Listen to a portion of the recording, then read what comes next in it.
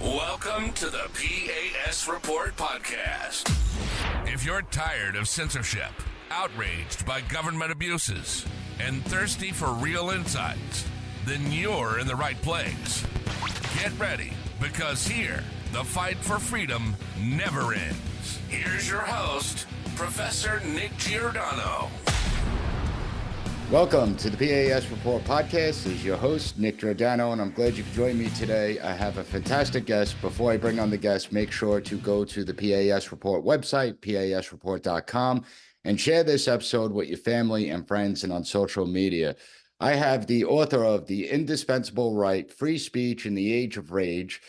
He is probably one of the most fair-minded people I follow, and everyone needs to check out jonathanturley.org to get some insightful analysis, probably the best out there. Professor Turley, I want to thank you for joining me. How are you today? Thank you very much. I'm glad to be with you.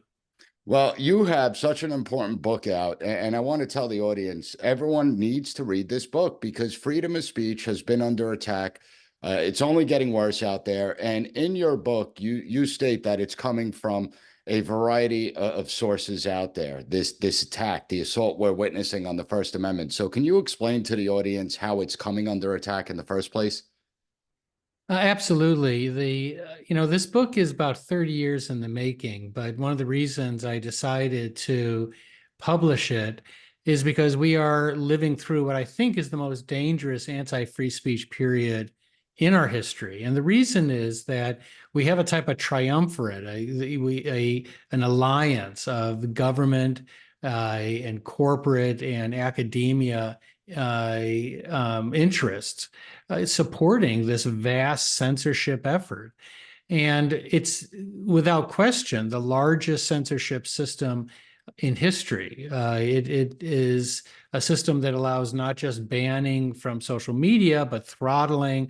There's now support for blacklisting as something coming from the left that is really ironic. The left was the target of blacklisting and censorship during the McCarthy period. And now that they have control of parts of the government, they're turning that on their political opponents. And so we can't underestimate the potential damage from this movement. And one of the things the book does is it talks about our history and our struggle with free speech. And we have had other periods of rage. People often cite my reference to this as the age of rage, but it's not our first age of rage. And during periods of social disorder and division, free speech is almost always the first to be lost in that struggle. But we have this pendulum swing, and we've been able to recover. We can't assume that that will be the case today. We've never seen the array of forces that have aligned against free speech. And I think that's a very important point that people miss. When I look at Eisenhower, everyone constantly refers to the military-industrial complex warning, but he also warned how when federal tax dollars are flowing to the university system, that it could be hijacked by the nation's scholars and this alliance that you're talking about. I call it the unholy alliance. I actually wrote a piece for Fox News about it, where we see millions of dollars in government grants flowing to the universities to develop these censorship apparatuses that are being built out.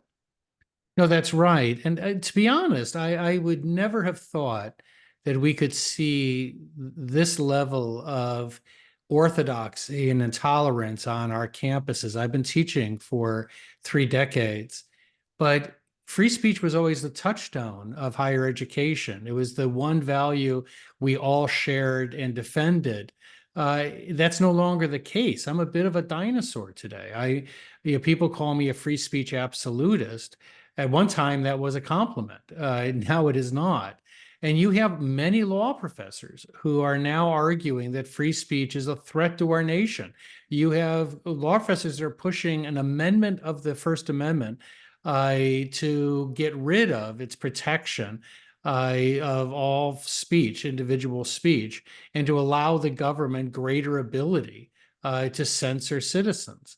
This has become mainstream in academia and now in politics. it's astonishing to me how far it's gotten. But the one thing about this I say in the book is that, you know, I try to tell this history through the stories of our heroes.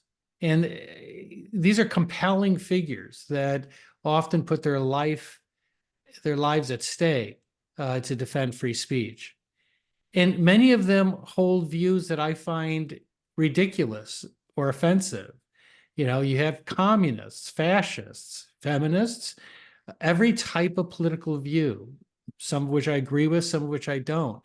But we all agree on one salient fact, that free speech is the indispensable right for the United States.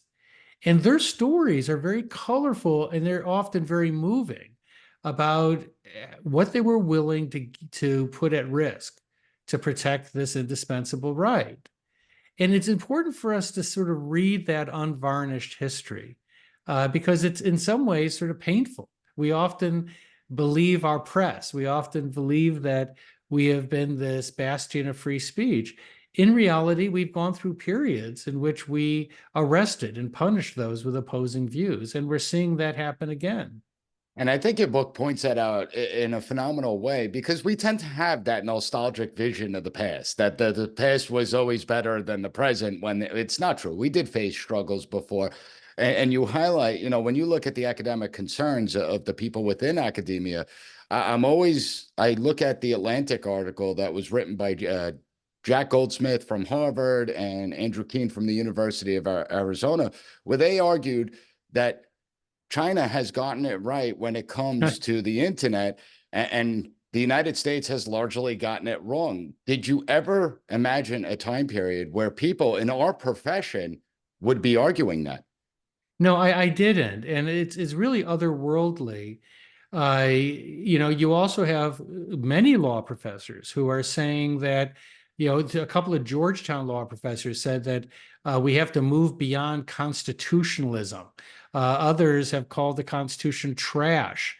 That's how you get published today. That's how you get tenure today. Most faculties in this country have, at most, one or two Republicans or conservatives. My faculty is a good example of that. There's been a purging of opposing voices.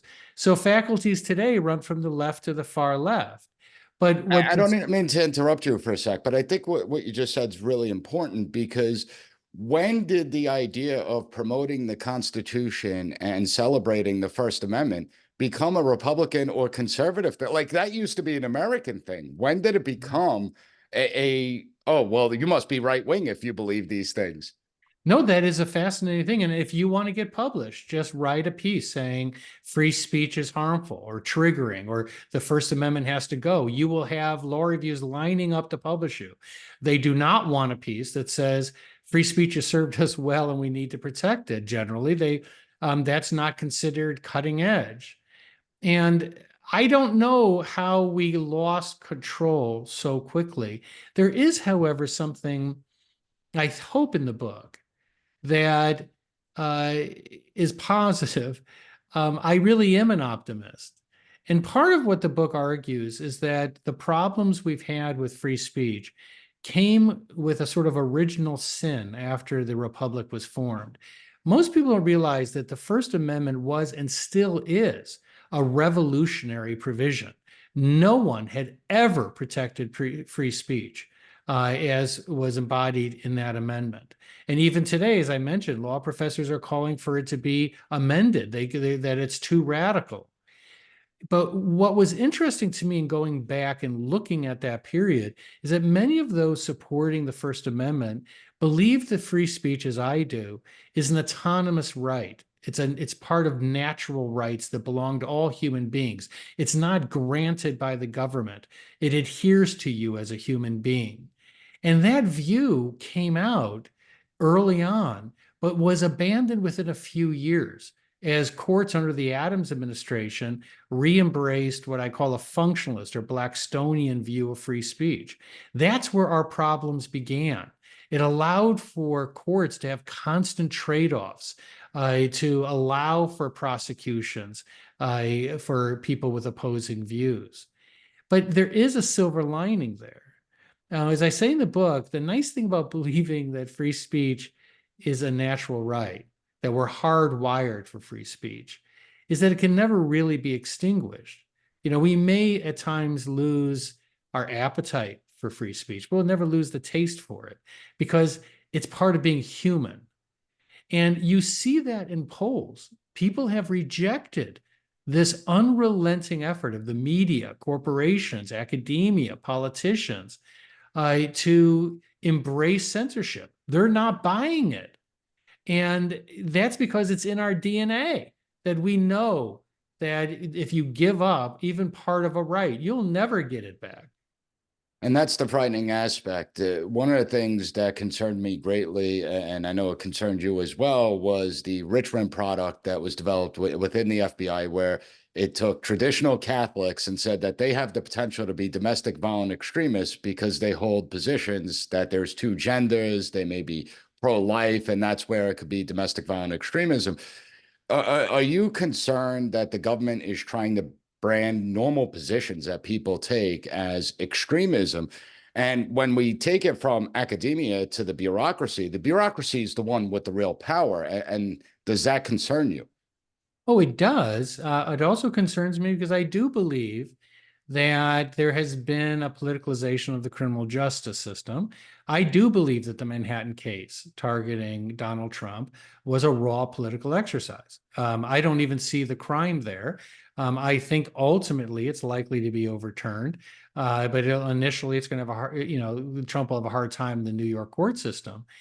But there is, in my view, evidence of a two-tier system coming out of these prosecutions that we need to discuss. We need to debate as a people. This is a serious threat. And, maybe President Biden is right when he says democracy's on the ballot, but I don't think he's right about what that means. I mean, what we're seeing with the attacks on free speech, the politicalization of the criminal justice system do raise serious concerns about the future of our democracy. It certainly does. And something that went under the radar was the 2021 National Strategy for Countering Domestic Terrorism, where in it, it stated that those expressing any anti-government or anti-authority sentiment could potentially be domestic violent extremists. But the problem is they never defined what is anti-government sentiment and what is anti-authority sentiment. And it used to be they used the term violent anti-government, violent anti-authority. So when it comes to this idea of anti-government and anti-authority, how does that silence people? How does that make people self-censor, essentially, because out of fear, the bureaucracy is going to target them? Well, the Supreme Court has always said that one of the greatest threats to free speech is the chilling effect on citizens, that they will self-censor. And we have to be concerned about that. The Biden administration has argued that even if a statement is true, it can be disinformation. So they've said that they seek to combat true statements that are being used in a misleading way. Well, think about that for a second and how that can affect our political system. That's the reason I think that this is an issue that transcends party. I think that we need to see an effort to reach out to Democrats and independents and Republicans to say, look, this is part of our legacy. This is who we are. Free speech defines us as a people. And I think what we'll find is that there is a strong majority out there that does not support what the media and politicians have been doing. Now, when it comes to the student body of today, as I said, you're a professor, we're in the classroom. Only 6% of my students can pass a basic citizenship exam the day that they enter my class. They don't have any type of grasp on American governments, the fundamental liberties that we get to express, and what a free society is really about. Are you concerned that the failures within the education system is what has led to this problem, or is something else going on? Much of what I discuss in the book is traced back to problems in our educational system. Much of this anti-free speech movement began on our campuses, including groups like Antifa. Antifa is known as a violent, sort of left-wing group. Most people don't understand that if you look at the Antifa handbook, It is an organization that has always been based on an anti-free speech movement. They are first and foremost opposed to free speech. They don't believe in it. They believe that they should silence people. And that deplatforming cancel culture took hold on our campuses. And so you have a generation that has been raised of speech phobics who've been told since grade school that free speech is harmful and that it's triggering and it's endangering to them. And so that's what they know. So when they hear an opposing view, they are triggered because they've been largely protected from it. One of the things I talk about in the book is when I went to University of Chicago as an undergraduate, I loved it because it was like the scene out of Star Wars in the bar. It seemed like every exotic, different viewpoint was on campus. And I loved every minute of it. I thought most of them were absolutely crazy, but I loved listening to them because it exposed a way that we could look at the same thing and see something vastly different. We simply don't have that today. People who go to college are given a very narrow range of views by professors that are increasingly intolerant of opposing views. And I feel sorry for them because that's not what higher education is supposed to be. And we've really not only gypped them out of a great college experience, but we have turned them into these speech phobics where they're not prepared to hear opposing views. And why do you think professors have become so intolerant? I mean, when I went to college, I had many far left professors, but they loved to have debates. I mean, they Yeah. loved when I would talk in class and we'd clash on viewpoints. Like they enjoyed it. They got something from it, and they really valued education. What's changed amongst the professors? Nicholas, it's hard to say because I've thought about that a lot because I never thought we would reach this point. Part of it is that you now have to legitimate yourself in academia. You have people who start every meeting with land acknowledgments or saying that they're racist or just making these public confessions. There's an effort to sort of show I'm bona fide. But also, the faculties are replicating their own views. And so I have seen incredibly talented conservative candidates who have been rejected, even though their credentials are really stellar. And instead, you get a lot of far left academics. And the farther the left, the more likely they're going to get an appointment. And the result is that they reach this critical mass. And in some respects, I feel sort of like I was naive. When I first came into teaching, I remember one of the first fights I had on the faculty was to get a critical feminist on the faculty. I wanted even though I disagree with her views, I wanted my students to have someone on the faculty that was on the far left. And the result was that many of those same people, including that person, became intolerant for opposing views. Once they got on the faculty, they did everything they could to prevent others with more conservative views from getting on the faculty. And we reached this critical mass, I think around maybe 10, 15 years ago. You started to really see the acceleration of this purging at universities. And now, if a faculty selects one conservative, it's considered an amazing moment today. And it usually does not happen. According to self-surveys, these are self-identification. Many faculties, about 40% in one survey I think might have been sociology, didn't have a single conservative or Republican on the faculty. I remember reading a Harvard Crimson article where they were interviewing the last known registered Republican on campus, and the guy was like 90 years old. And they interviewed him like, he was this alien body where they did everything but sort of poke him with sticks. And you sort of look at that and you think, how did we get to the point that being a Republican faculty member on campus, and I'm sure there's still others, but that this was so notable that the Crimson did a whole layout on Meet the Republican on campus? Well, it's amazing because even if they're not Republican, campus reform, we've reported on the idea of the professor out of Harvard. I can't recall his name off the top of my head, where he did the study of police shootings. And he found that, wow, it's not really based on race at all. It has nothing to do with race. And he wasn't some hardcore conservative or a hardcore Republican. He was actually a Democrat. He was actually far to the left, and he was savage. And so now we see 80% of people on college campuses report that they self-censor because they're afraid. That's not America. Now, in your book, you talk about how we need to overcome this, what we could start doing to bring back the appreciation for free speech. So can you tell the audience what they, as ordinary Americans, can start doing?